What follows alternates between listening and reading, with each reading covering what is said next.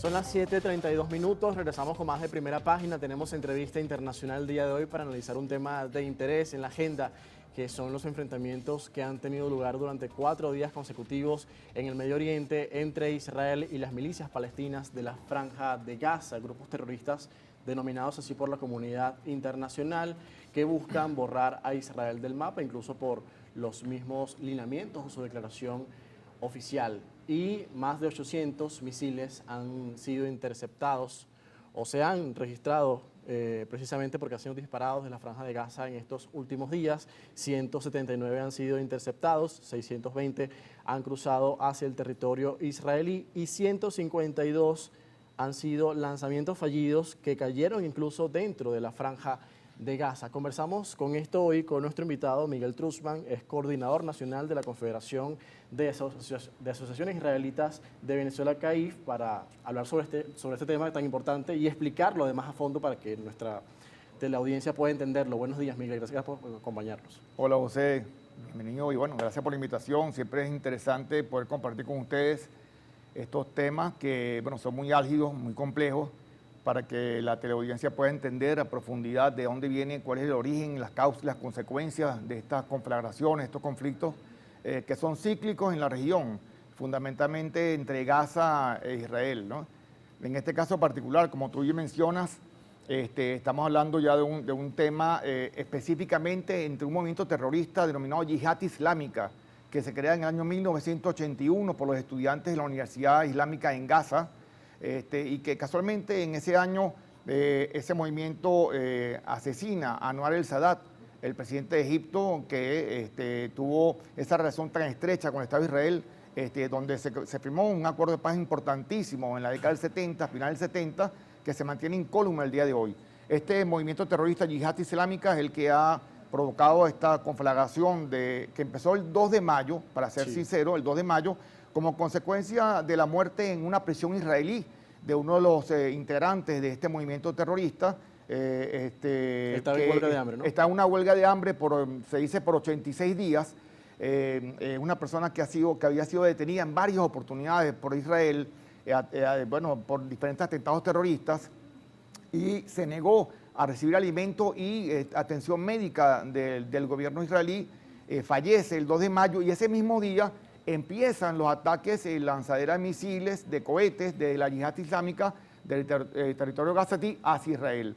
Ese fue un único día, hubo un cese al fuego el 2 de mayo, pero se comienza nuevamente el día miércoles de esta semana con más de 800 proyectiles lanzados entre miércoles y jueves, y el día de hoy, donde estamos hablando, recordemos que hay una diferencia horaria de 6 horas, 7 horas aproximadamente con Venezuela, así que al día de hoy estaríamos hablando quizás alrededor de 1000 proyectiles lanzados por la Yihad Islámica. Recordemos que el Hamas, que es el movimiento terrorista más importante de la zona, de la Franja de Gaza, no está interviniendo por los momentos en esta conflagración, solamente la Yihad Islámica. ¿Y por qué pudiera ser que no Hamas está interviniendo ahora mismo, que es el grupo terrorista que habitualmente se enfrenta a Israel desde la Franja de Gaza y ataca? Bueno, mira, han habido precedentes, ya en el 2009, el año pasado, en agosto del 2022, y ahorita, en este momento, el Hamas se ha apartado de lo que ha hecho la Yihad Islámica, lo que da a entender que hay una autonomía entre ambas, digamos, movimientos terroristas, aun cuando sabemos que el que domina, digamos, el líder de la franja es el movimiento Hamas. Aun cuando su líder principal, Haniyeh, ha comentado y ha expresado en estos días de que estaba dispuesto en un principio, si hay algún error cometido por Israel en cuanto a los ataques, digamos, aéreos en zonas defensivas, pudiera entrar en esta conflagración. Esperemos que no, porque la idea que haciendo Egipto, la Unión Europea, inclusive Qatar, están tratando de mediar para un cese al fuego de las hostilidades en estos momentos, José. Ahora, ¿cómo operan estos grupos terroristas y cuál es su vinculación con otros grupos en la región? Porque vemos una región que es convulsa por diferentes conflictos. También tenemos el Hezbollah en Líbano. También la vinculación que tiene Irán, que muchas veces se dice que financia estos grupos, incluso Qatar también. Bueno, has dado, digamos, en el clavo de los lineamientos. El principal promotor, digamos, financiero y estadista de estos grupos, de tanto Hezbollah como en el Líbano, como de Hamas y la Yihad en la Franja de Gaza, es Irán. Irán es un país que tiene una un portento en energía, en armamento, en inteligencia y en financiamiento.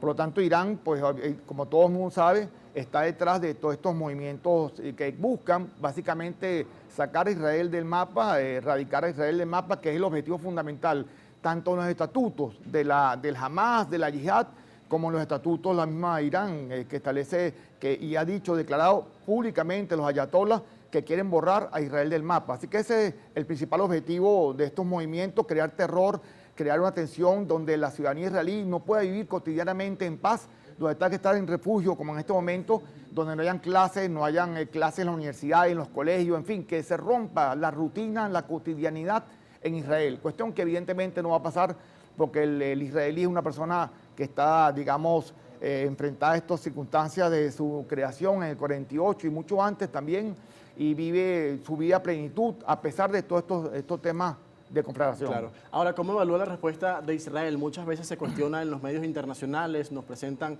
una visión que algunos catalogan como sesgada de la realidad que se vive en el Medio Oriente, exactamente en el conflicto entre palestinos e israelíes. E Israel responde luego de estos lanzamientos de cohetes y muchas veces se cuestiona la forma en cómo se hace, pero también se desconoce en algunos casos que muchos de los muertos o de las víctimas del lado de Gaza es por los propios lanzamientos de los grupos terroristas que incluso lo hacen desde zonas civiles. ¿Cuál es la implicación que tiene esto? Correcto, mira, se dice proporcionalmente, hay un estudio donde alrededor del 30% de los misiles que se lanzan desde Gaza caen en territorio gazatí, causando muertes de civiles, mujeres y niños. Eso está demostrado y hay inclusive videos donde se determina los misiles que van saliendo de Gaza, cuáles caen, y se marca específicamente los que caen dentro del territorio gazatí, causando víctimas fatales dentro de ese enclave, ¿no? Ahora, nosotros tenemos que saber de que estos movimientos terroristas no están actuando ahorita, tienen muchas décadas actuando. Como te dije, la Yihad es del 81, el Hamas anterior.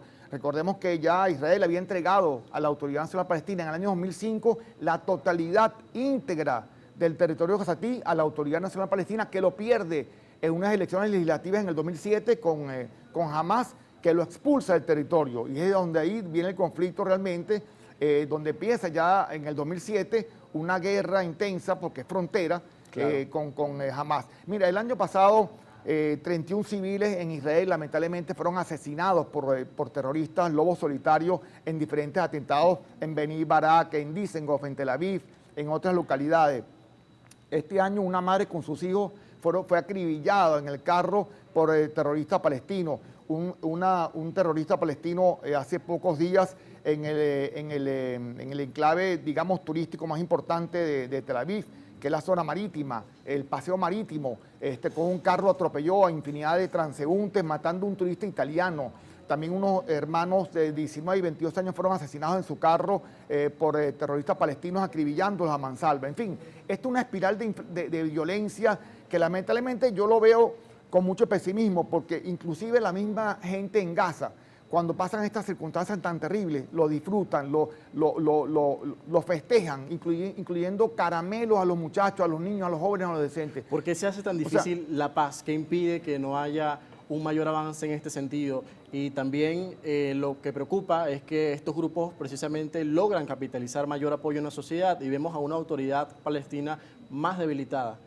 Bueno, estás muy bien informado. Justamente la Autoridad Nacional Palestina ha evitado ir a elecciones, ha postergado unas elecciones desde el año 2007, que fueron las últimas, inclusive legislativas, ni siquiera elecciones de las autoridades más importantes, porque la violencia promovida por Hamas y por la Yihad Islámica o por Hezbollah es la que ha captado la mayor atención de la población, que está deseosa de lo que es ir contra Israel, eliminar a Israel, y lamentablemente la Autoridad Nacional Palestina ha quedado en un segundo plano, ha quedado desvinculada del fervor popular de los palestinos, y esto es muy grave.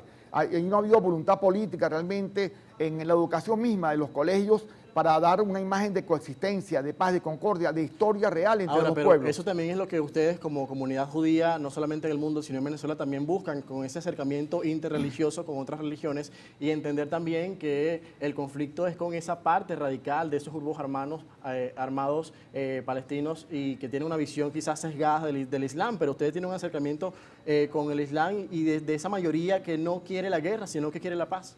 Correcto, se dice que el mundo islámico, inclusive sunismo y chiismo, que ya tienen una conflagración desde la muerte de Mahoma en el 632 del Ara Común, viene dándose una radicalización del mundo musulmán, pero esa radicalización es de un 8, un 10% a lo sumo de ese mundo. Claro, estamos hablando de 1.500 millones de habitantes, es mucha gente, son más de 100 millones de personas radicalizadas, fanatizadas. Lamentablemente, el Islam radical muchas veces marca la agenda del Medio Oriente, marca la agenda de la política en el Medio Oriente y ese mundo, el 90% islámico, que quiere la paz, que quiere la coexistencia con el mundo occidental, con Israel, no ha sabido como que tener una voluntad más férrea contra estos grupos islámicos más radicales que tienen, digamos, una fuerza armada importante. Entonces, claro, nosotros en Venezuela, particularmente la CAIF, ha generado importantísimas reuniones con el acercamiento a las diferentes religiones, tanto los evangélicos, los católicos como los musulmanes. Inclusive, José, te comento, y es una primicia para Venezuela, que estaremos presentes en Buenos Aires en el mes de julio, en un Congreso Judío Mundial y el Congreso Islámico Mundial, en donde estaremos participando por Venezuela junto con el señor Khalil Abdul, que es el director ejecutivo de la mezquita de Caracas, la mezquita más importante de Venezuela. Así que nosotros somos los principales promotores de la paz, de la concordia, de la coexistencia entre los diferentes factores religiosos, que es un factor fundamental en el Medio Oriente. El factor religioso es el factor que mueve, que tensa las voluntades para crear estos conflictos lamentables. Le agradezco mucho por acompañarnos y ayudarnos a entender mucho más lo que representa este largo conflicto entre palestinos e israelíes y también la búsqueda de la paz que persiguen las principales religiones monoteístas abrámicas. Gracias por acompañarnos. De nada, José. Un abrazo Hoy para con todos. nosotros Miguel Trusman, coordinador nacional de la Confederación de Asociaciones Israelitas de Venezuela, CAIF, en Primera Página. Son las 7:44 minutos, a la vuelta más.